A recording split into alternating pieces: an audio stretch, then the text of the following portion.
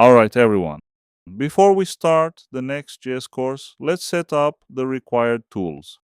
First, make sure you visit the official Next.js website and follow the documentation. It's very important, and you'll use it throughout the course. This training is based on Next.js version 16, which is the latest version as of 2026. Now, for our development environment, we'll use Visual Studio Code. Just search for Visual Studio Code on Google. Go to the official website and download it for your operating system. If you're on Windows, choose Download for Windows. Once the download is complete, run the setup file, accept the agreement, click Next, and if you want, create a desktop shortcut.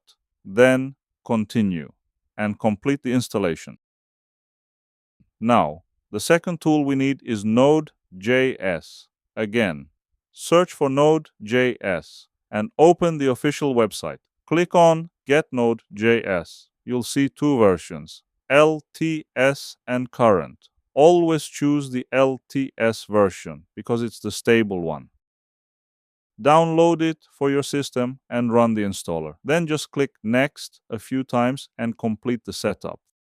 Finally, let's verify the installation. Open Command Prompt and type Node-version. If you see a version number, it means Node.js is installed successfully. For example, I'm using version 24.13.